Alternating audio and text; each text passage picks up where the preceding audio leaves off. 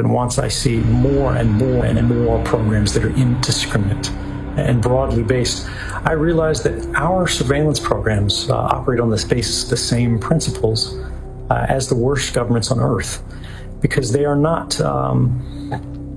controlled most strongly by law or by policy as by possibility.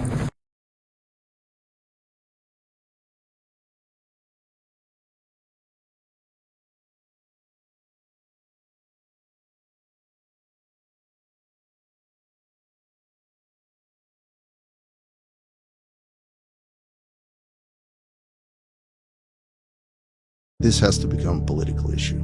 The politicians have to, the government first of all, the government has to acknowledge that this is happening to civilians, not just to the diplomats and spies overseas. It is happening domestically. Where we will become the internet. The internet will become us. They will be inseparable. We'll have our storage and everything else all over the place. And when we do that, we have to understand they could actually steal you.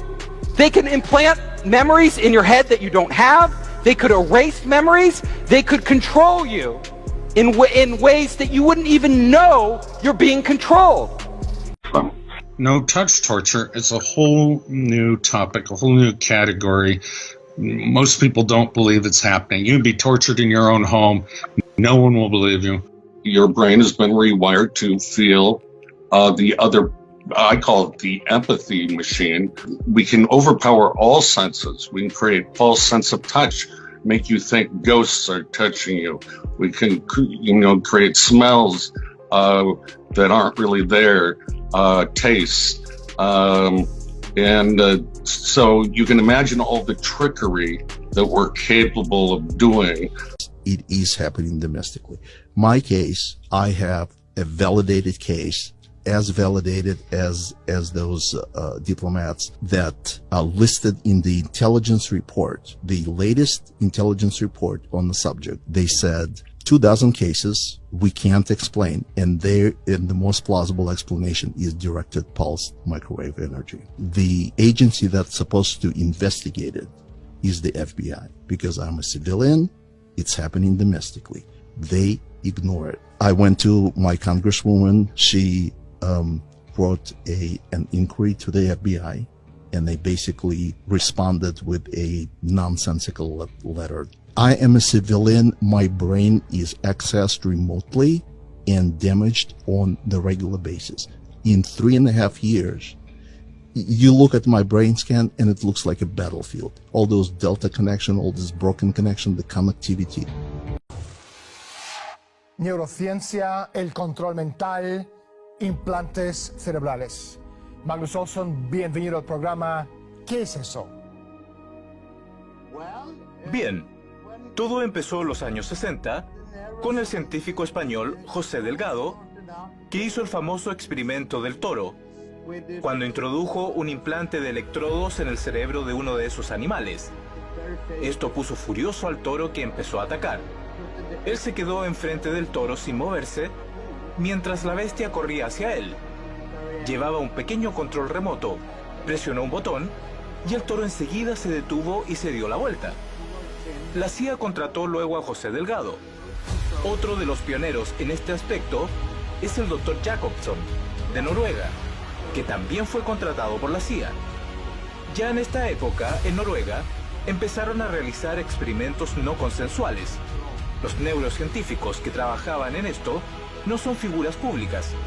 Se trata de una tecnología militar desarrollada desde los años 60 y que ahora ha llegado a la perfección. El producto final es una total telepatía sintética. Es decir, ellos son capaces de leer tus pensamientos, pueden ver a través de tus ojos y mantener una conversación directa con tus pensamientos. Incluso pueden inducir imágenes, películas cortas y secuencias directamente a tu cerebro.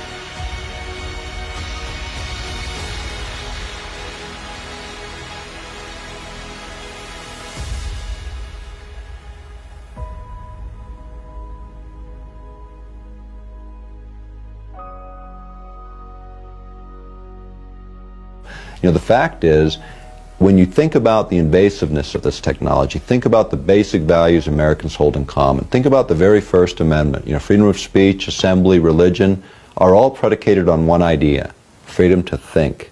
The fact that we have technologies that can interfere with that today demands regulation as a fundamental to the American character. Because these crimes against humanity must be regulated, controlled, and stopped.